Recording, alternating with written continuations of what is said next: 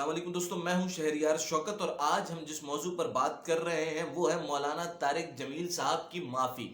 Media के ऊपर एक तूफान बरपा हो गया जिसके बाद मौलाना तारिक जमील साहब ने मीडिया से अपने अल्फाज की माफ़ी मांग ली। उन्होंने जो कुछ कहा था उसकी माफ़ी मांग ली। लेकिन एक बात गौर तलब है कि आज ये जो लोग मौलाना तारिक जमील साहब के खिलाफ उठ खड़े हुए हैं, अगर 5, 7, 8 साल पीछे चले जाएं, आधी रात को एक टेलीफोन आया करता था और कोई भी कह देता था जी कि मुझे लाइव आना है और मैं खिताब करना चाहता हूं, और लंबी लंबी तकरीरें की जाती थी, बैठकर सुनते थे, मजबूर थे, सब कुछ होता था।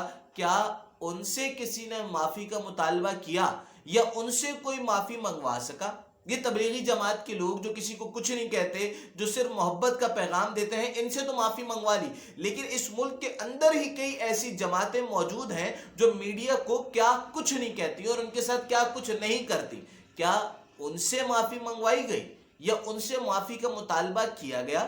फिर ये कि सबको झूठा कह दिया, मैं सबको तो नहीं कहूंगा, लेकिन इस फील्ड के अंदर, इस शोबे के अंदर, बिलखुसूस अगर हम सोशल मीडिया पर काम करने वालों की बात कर लें या मेन स्ट्रीम पर भी, तो कई ऐसे लोग मौजूद हैं जो जानते हैं कि वो कितना सच बोलते हैं और कितना सच कहते हैं। फिर दूसरी बात कि जब वो अपने जराए, अपनी चिड़िया, बिल्ली, खरगोश, ऊंट के जरिए खबरें बताते हैं और वो खबरें गलत हो जाती हैं, तो उनमें से कितने माफी मांगते हैं? फिर इस बात को ज्यादा अफसोसनाक बात यह है कि एक मजहबी ग्रुप भी ऐसा है जो मौलाना तारिक जमील साहब के खिलाफ एक मुनज्जम मुहिम चला रहा है सोशल मीडिया के ऊपर। वो उनकी तस्वीरें बिगाड़ बिगाड़ कर, उनकी वीडियोस बिगाड़ कर, उनकी रोने को बिगाड़ कर, उनके नाम को बिगाड़ कर पेश कर रहा है। एक अफसोसनाक बात यह है कि क्या उस सो कॉल्ड मजहबी तबके को इस बात का इल्म नहीं है कि किसी की शक्ल या किसी का नाम बिगाड़ना कितना बड़ा गुनाह है। मौलाना तारिक जमील साहब तो मियां मोहम्मद नवाज शरीफ के साथ भी नजर आए, मौलाना तारिक जमील साहब तो आसिफ अली जरदारी साहब के साथ भी नजर आए, तब किसी को उनके खिलाफ कोई बात याद ना थी। लेकिन आज मौलाना तारिक जमील साहब जब इमरान खान साहब के साथ नजर आते हैं तो कुछ लोगों को अचानक से ये ख्याल भी आ गया कि मौलाना तारिक जमील साहब तो शायद बाकायदा किसी मदरसे के फाजिल या आलिम ही नहीं है, वो तो खतीब है, मुकर्रर है। तो ये सारी बातें आज ही क्यों याद आ रही हैं?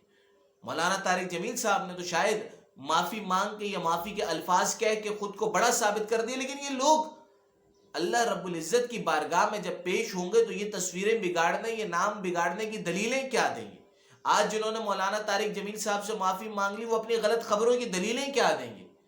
क्या ये चीज किसी से ढकी छुपी है कि किस तरह जीतता हुआ उम्मीदवार हार जाता है, हारता हुआ उम्मीदवार जीत जाता है, मजबूत उम्मीदवार कमजोर हो जाता है, कमजोर उम्मीदवार मुस्तहकम हो जाता है? कैसे एक प्रोपेगेंडा किया जाता है? क्या उस पर आप कभी माफी मांगेंगे? ये सब छोड़ दीजिए, मैंने जिनका जिक्र किया आप समझ गए होंगे, आप बड़े समझदार लोग हैं, बड़े ज़हीन लोग हैं, बड़े मोतबर लोग हैं, बड़े अहले इल्म लोग हैं, आप समझ गए होंगे। क्या आप उनसे माफी मंगवा सकते हैं या आप उनके किए क्या जिक्र कर सकते हैं कि जो कुछ आपके साथ होता था, ये जो कुछ आपके साथ हो रहा है?